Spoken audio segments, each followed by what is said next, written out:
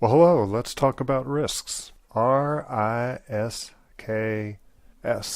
And just to show that this is actually a real honest-to-goodness chalkboard, I'm going to show you all how I wrote this.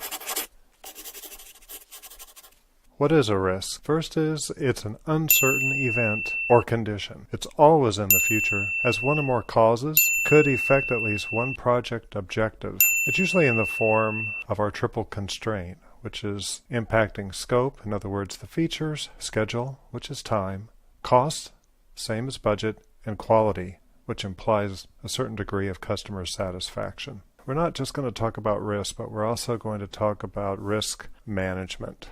A way to look at this is that you have a knob, and I call this a riskometer. And by the way, don't look it up. It goes basically from 0% to 100%. Risk management has the objective to decrease the probability and impact of a negative event to occur. This is your job. A way to look at it could possibly be that you have a probability function P on a negative risk. If it is viewed as being 50%, which is up here in the middle, then it's your job and your team's job to reduce that as low as possible, and as an example, showing it go down. In the case of a positive risk event, you are to increase the probability. That could be shown by turning your riskometer up and increase the probability and impact of that. This is also your job. All projects have risk, and they can be known risks, and those have been identified and analyzed, making it possible to make a plan to handle that risk. And we can show that as a project with iterations, such as you would find with a more agile project. And the analysis of it is to identify that risk and to handle the risk. Unknown risks, however, are those to be feared. That's a question mark. This usually means that they can't be easily managed in a proactive fashion. In this case, your plan may simply be a contingency plan. Any risk that is 100% certain is no longer a risk. It's a certainty. For those of you in project management land, the PMBOK guide has all sorts of processes that are involved with risk management, and these happen to be processes in risk management knowledge area. We use KA to mean knowledge area.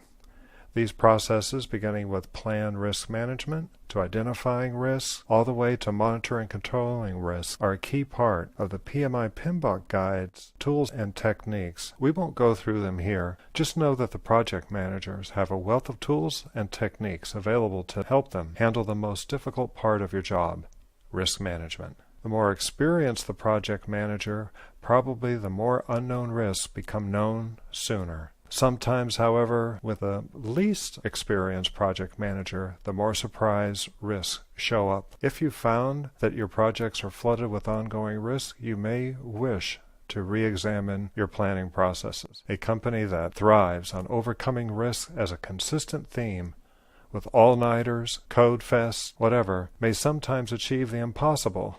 As luck typically runs out, it could be your lack of planning is just plain not acceptable. Ha!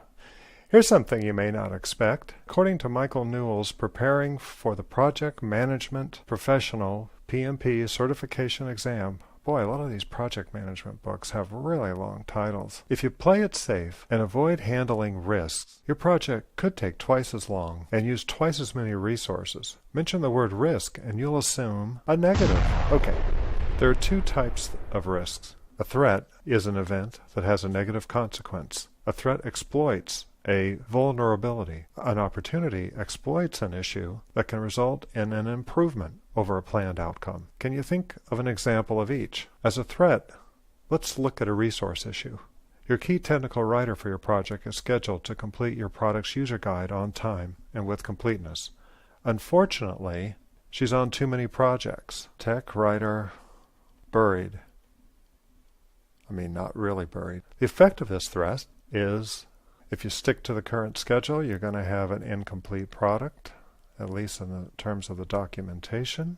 Resources are tight, so you just can't hire somebody else. Now that you've identified the cause, analyzing the effects, keeping things status quo, you're going to be late. One possible remedy is that you negotiate with other project managers that you focus the tech writer on your project 100% of the time just to get your work done, and they can do the same with the other projects instead of trying to time slice this tech resource, and we would call this time boxing. So that could be a remedy. There's a cause, an effect, and a remedy. Okay, let's do the same thing with an opportunity. The amount of work required to test your project is more than the planned resources can get done. In evaluating the risk, however, there are test plans. In fact, there are good test plans with test cases.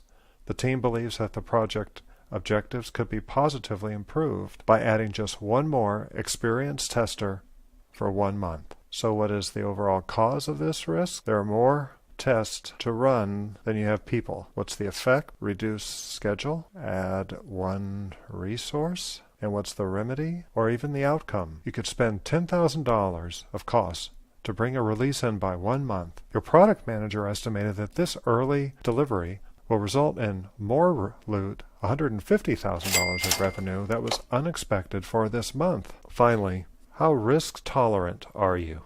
You can discuss risk management until you're blue in the face, but your culture and risk tolerance plays an important part in how risks are handled. Here's 3 characteristics of risk tolerance. Consider which best applies to you. First is risk averse. This is where risks tend to be avoided. The team gravitates towards tackling only low-hanging fruit. This basically means easy choices. Next, a risk seeker. Early adopters, startup folks hunting for the big win typically result in an all-or-nothing risk management approach, which can impact a project. And then, of course, you got the risk-neutral style of risk tolerance. Risks are handled on a case-by-case basis with the overall result of middle-of-the-road decisions. So pick one. Which are you? Okay, as an example, I'm going to be risk-neutral. Let's expand the table and explore just how your team's risk tolerance is. Which are they?